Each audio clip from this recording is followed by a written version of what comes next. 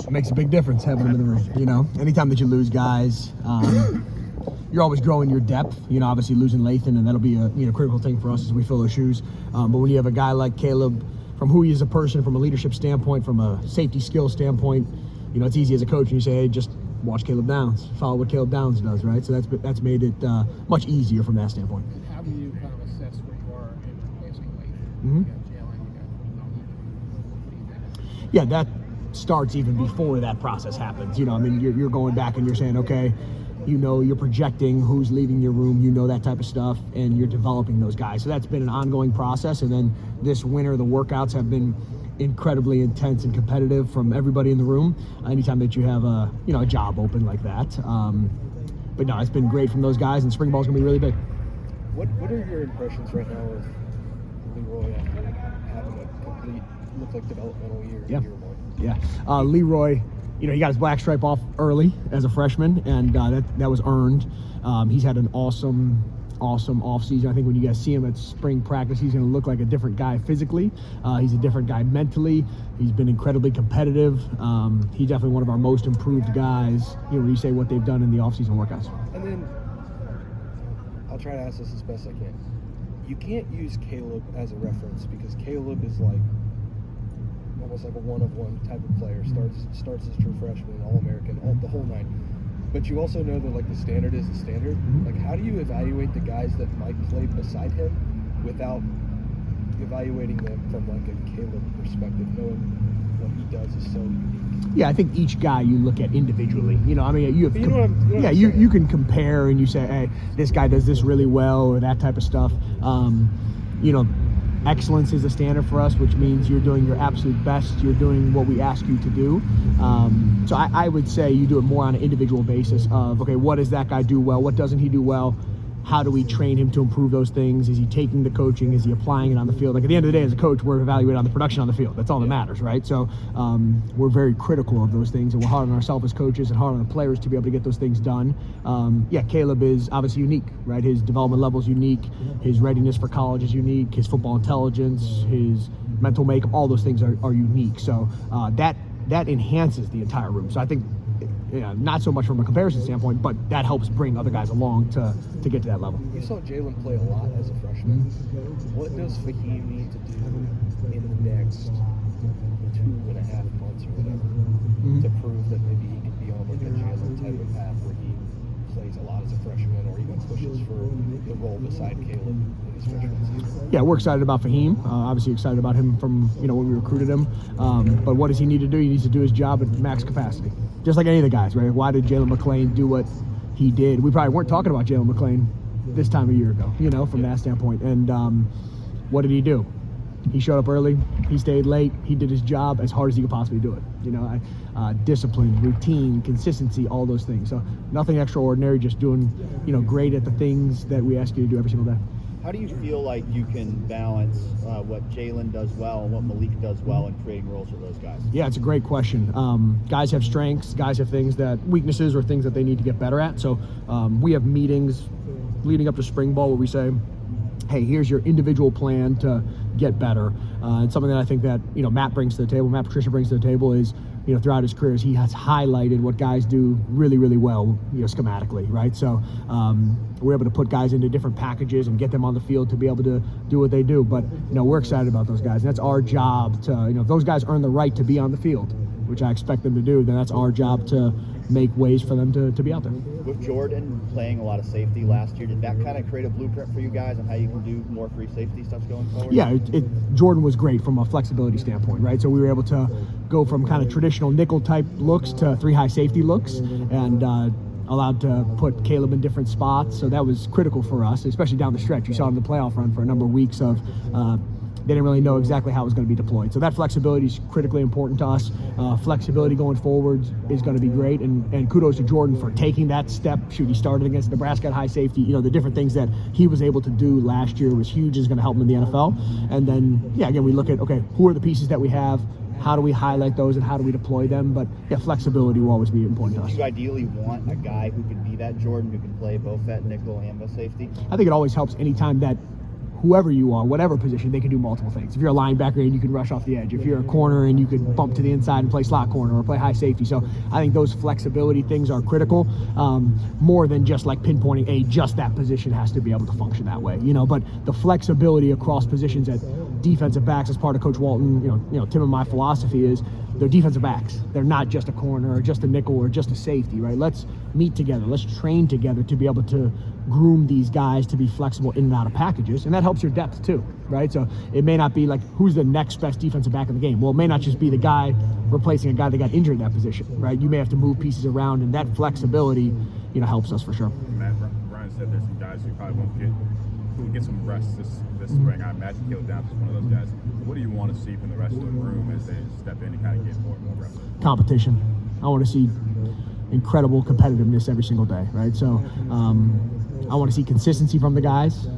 I want to see, we want our guys to be consistently on the rise, right? It's not okay to 2 days better, then you're taking a step back. No, every day you need to be consistently on the rise. So those habits, your consistency, and then your competitive mentality, that's what I want to see. Right? We'll coach them, we'll get them in the right spot.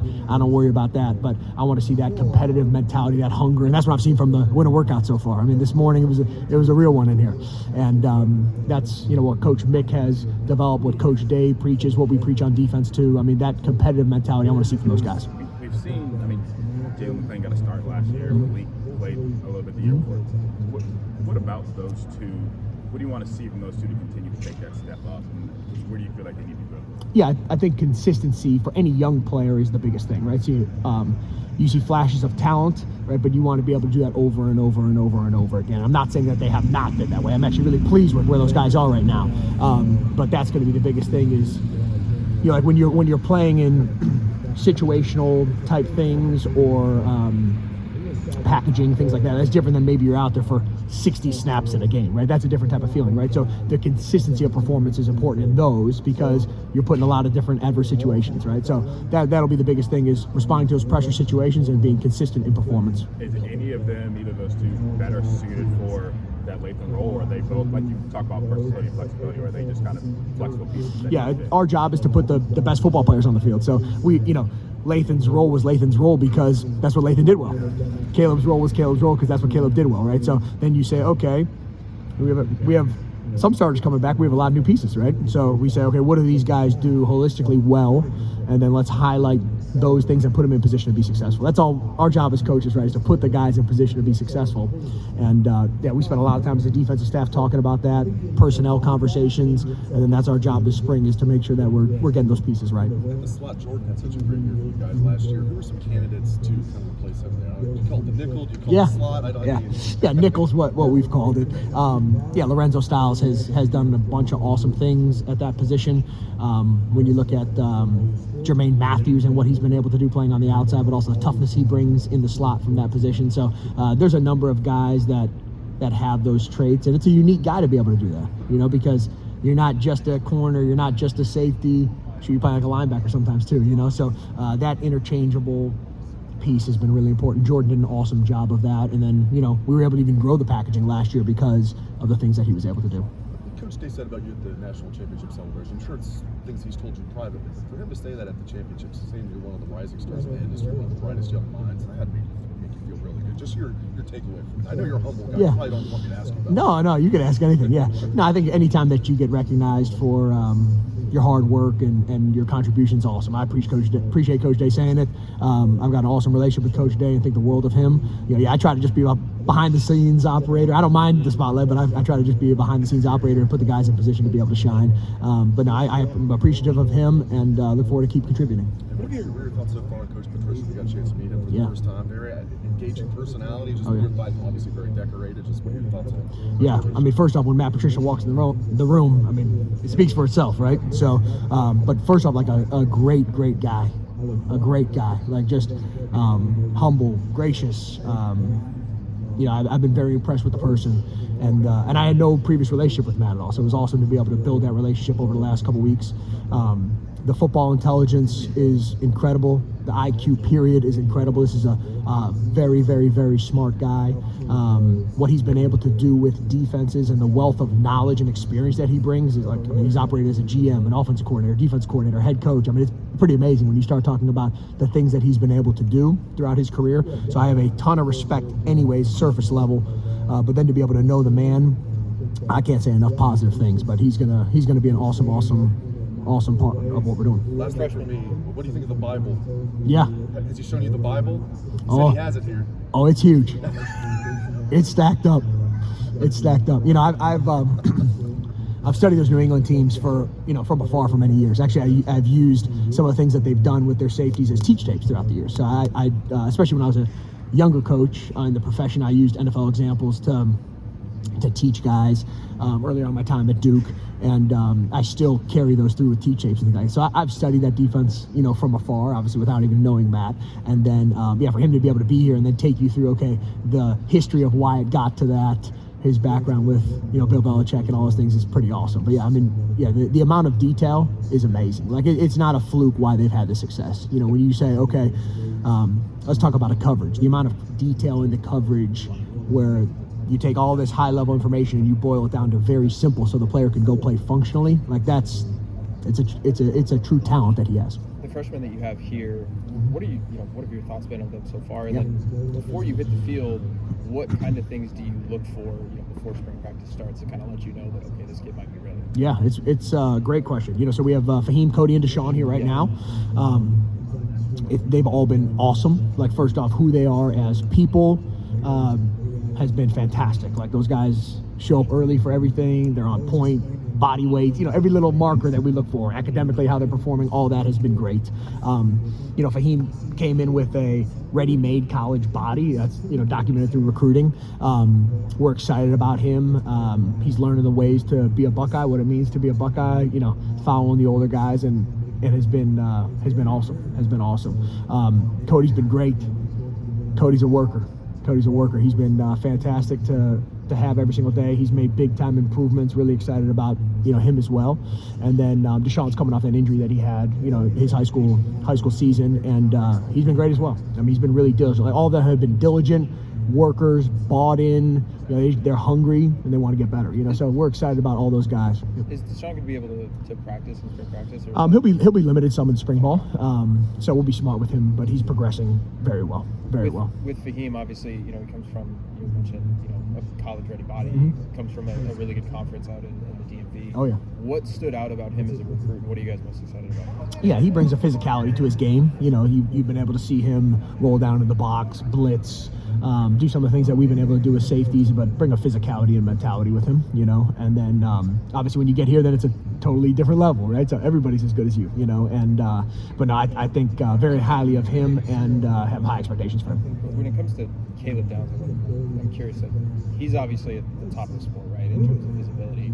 How much does that allow you, I guess, for lack of a better word, to experiment with some of the things you can do? Because it feels like he could succeed at a lot of different positions on the field. How much does that allow you to say, okay, we could do this, we could do that, and move some things around that you might not otherwise would be able to?